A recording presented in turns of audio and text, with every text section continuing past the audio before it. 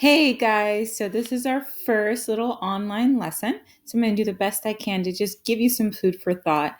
And then after this particular session, as you just watch this video, you're going to go online to YouTube. I left a link on Learn at BCS, and you are going to watch the video about Rachel Zolzal. So it takes about 10 minutes for you to watch the video, but I want you to watch it and be thinking of the questions that I'm just going to kind of pose for you today. So one of the big deals in the book Passing is that Claire chooses to live her life as a white woman. Now, one of the things that you need to know about the reason she chose to pass is because she really was trying to gain opportunity. So for Claire, she was passing for a white woman because she wanted to be able to have a life of opportunity, which she would not have had being African American. And so for her reasons for passing really have to do with opportunity. So one of the things that Nell Larson does so brilliantly is that she asks us to explore this idea of race. And she asks us to explore, is race really something that is biological, or is it a social construct that society has kind of put together as a way of hierarchy? And so in one of the last few chapters that we read, we see a discussion between Irene and Hugh Wentworth happening. And in that particular discussion, Hugh is trying to figure out, he sees Claire and how beautiful Claire is, and he's trying to figure out, is this a black woman passing, or is she actually just a white woman? And so him and Irene kind of have this back and forth discussion about whether or not you can tell if someone's passing, if there's something that you will give away what race they are. And I think what Nella Larson is doing here is she's trying to kind of expound on this idea that you cannot assign a race to people based on their physical features. And so one of the things that kind of comes out of this discussion about African Americans passing for black is, does it work vice versa? So can whites then pass for black? So on page 79, she goes on to say it's easy for a Negro to pass for white, but I don't think it would be so simple for a white person to pass for colored. And so what I want to do today is kind of challenge you with this idea. Do you think that there are white people who would pass for being black or for something different?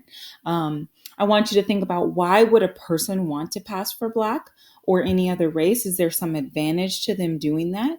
And then I want you to think that, is passing still something in our culture that happens, number one? And is it something in our culture that we're kind of still dealing with? And so those are kind of the questions you want to be able to answer by the time we're done today.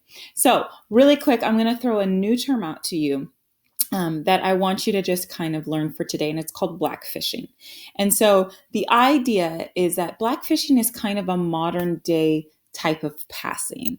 It's not quite the same thing, but it is, in our term, for simplicity's sake, we can say it's a modern day form of passing. And so on page 125 in the book, once again, Nella Larson throws out this term. And we talked about it a little bit last class, but the term is a phrase, and it's called material to turn into shekels. And what this phrase means is that during the Harlem Renaissance, and I would say that this still happens today, but specifically during the Harlem Renaissance, there were white people who would come into Harlem and into the black communities, and they would make friends with African Americans, and they would surround themselves with African American culture with the intention of taking the culture, the style, the music, and basically exploiting it and turning it around and making money off of what they observed in the black community. And so one of the ideas behind blackfishing is that there are people who are in some ways trying to pass for being Latina or Latino or African American or some other ethnicity, because they're trying to take advantage of the financial gain of tapping into that market. So one of the people that we know who has been accused of this is wonderful Ariana Grande, who you can see kind of her before and after picture, where people are saying that she is blackfishing because she has purposely darkened herself. She's kind of changed her style to be a little bit more urban and edgy because she's trying to tap into a community that maybe she would not have had access to. If you look over here, just at the top here, this is an Instagram model. Her name is Emma. This is her before, and then this is one of her more current photos. And the deal with Emma is that Emma is from Sweden, and she feels that she has not done anything to change her appearance or to try to be look African American. She says it's just summer and it's just kind of the way that she was. But again, a lot of backlash on the internet saying that she is actually passing, trying to tap into a market and take advantage of things that she otherwise would not have access to without changing her appearance at all. Same with this woman down at the bottom, another internet model who is from Poland and again claims she has not altered her appearance in any way to try to look more African American or multiracial. She just says it's just kind of her look and her style.